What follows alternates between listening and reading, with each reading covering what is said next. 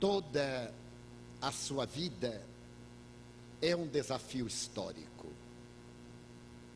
A presença de Jesus na Terra tem o significado mais complexo que os historiadores jamais enfrentaram.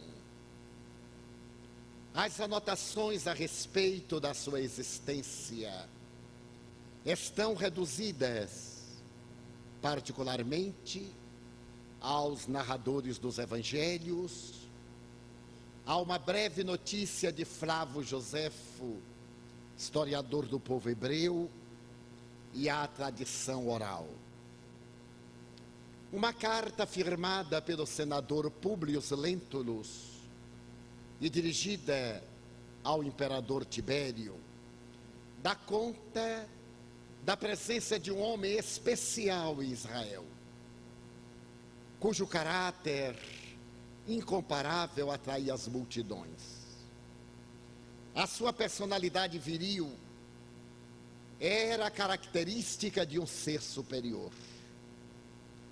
E embora as multidões se sentissem atraídas por ele e das suas mãos recebessem o pábulo da vida eterna, raramente ele era visto a sorrir, mas frequentemente ele era encontrado a chorar, de compaixão pelas criaturas humanas. No século XIX, Ernesto Renan, imortal da Academia Francesa de Letras, terá a oportunidade de dizer que o nascimento de Jesus é o acontecimento mais notável da humanidade. Todas as outras personagens encontraram o lugar na história, mas Jesus dividiu a história. O seu berço assinala um período e encerra uma época. Aquela época que se encerra abre o espaço para uma manifestação desconhecida, e a sua proposta de pensamento abala os alicerces do pensamento terrestre. Com a sua figura incomum, Jesus comoveu a humanidade. 20 séculos depois de ter estado conosco, é o ser mais presente na civilização e na ética de que se tem notícia. Antes dele, Krishna, Buda, Lao Tse, Hermes Trismegistro, Sócrates, Platão, Aristóteles, Pitágoras estabeleceram as bases de um comportamento filosófico de natureza moral e de consequências religiosas, que assinalou de alguma forma a conduta das criaturas humanas. Mas Jesus foi diferente. À medida que o tempo passa, mais ele se encontra impregnando vidas. De tal forma as impregna que as transforma e as leva ao sacrifício e o incomparável legado a que a humanidade não estava acostumada. As criaturas humanas somos belicosos. Nos diferentes períodos da Terra disseminamos a guerra, estabelecemos a dominação arbitrária, o poder, vencemos os mais fracos, tripudiamos sobre as gerações vencidas. E graças a isso, a política guerreira foi sempre dominadora e autoritária. Jesus reverteu a ordem do conhecimento terrestre e estabeleceu como paradigma da vida a realidade do amor. E tem sido através do amor que ele tem modificado homens e mulheres que se lhe entregam em verdadeiro holocausto, com absoluta abnegação e com devotamento total. Ninguém que a ele se equipare. Aquele que o conhece e que trava relações de amizade com ele, nunca mais é o mesmo. Ele tem o condão de penetrar na alma e dulcificar as amarguras, fortalecer na fragilidade e erguer o indivíduo combalido, dele fazendo um herói. Foi graças a esse amor com que ele impregnou a história que se tornou por excelência o amigo dos homens e das mulheres e por característica o mestre de todos os indivíduos através dos tempos. Em uma reflexão psicanalítica, seria possível descobrir-se quem é esse homem que até hoje nos fala de mansinho, que nunca se impõe, mas de cuja presença não nos podemos evadir. Quem teria sido realmente Jesus?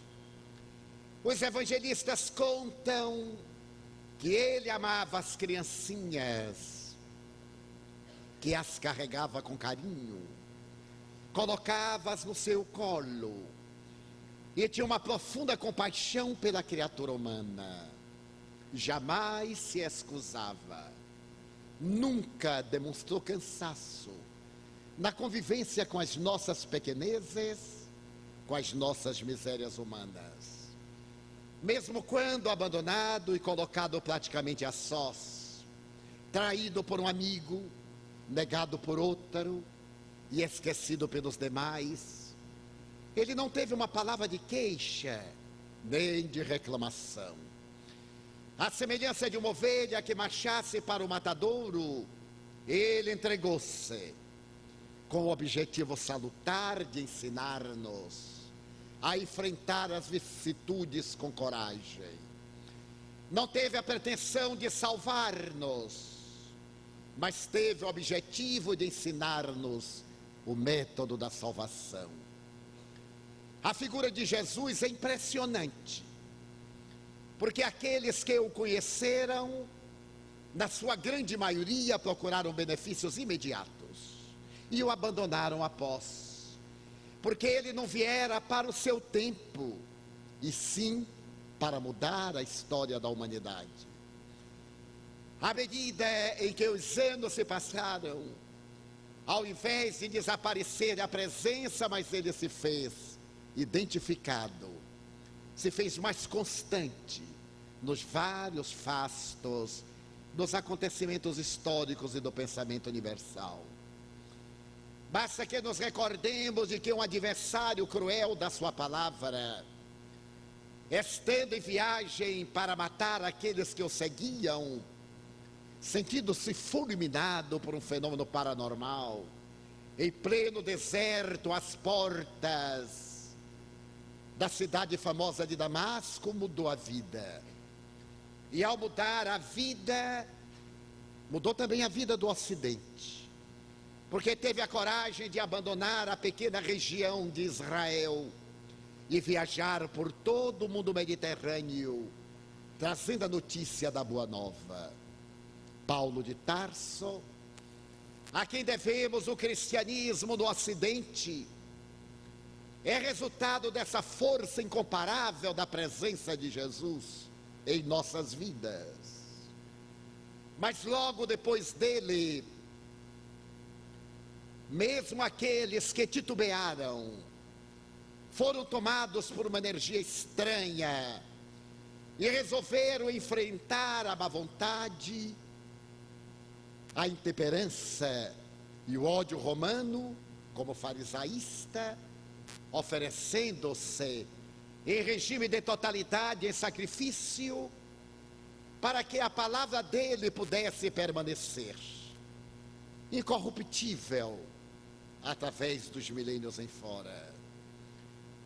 Os holocaustos a que foram levados os seus discípulos atingiram a expressiva soma de mais de 1 milhão de vidas que foram vilmente assassinadas sem julgamento, que foram exiladas, que perderam todos os bens para não perderem a dignidade de o amar. E mais tarde, por volta do século II,5 até IV,5, a escola neoplatônica de Alexandria adotou-o como patrono. E as maiores personalidades do pensamento filosófico da época aceitaram-no como verdadeiro divisor de águas. Agostinho, Orígenes, Tertuliano, Próclus, Jámblico, Eusébio, Porfírio, e apresentaram a visão otimista da vida, fundamentando a sua teologia patrística na reencarnação. Quando se pensava que a noite medieval iria apagar-lhe a presença, graças ao absurdo dos dogmas e ao totalitarismo da fé que se aliaram ao Estado, em detrimento da pulcridade dos seus ensinos, ele reaparece e vai buscar em um pequeno burgo a figura admirável de Francisco Bernardone para reerguer-lhe a igreja moral. E graças àquele homem frágil, de características orientais, que ele escutou a voz chamando para sublimar os seus ensinamentos, a humanidade vai encontrar um novo sol. Esse sol que vem de Assis e aquece o restante da noite medieval, para que a presença dele não ficasse em totum, dominada pelas labaredas das fogueiras, ou pela intolerância dos dominadores terrestres.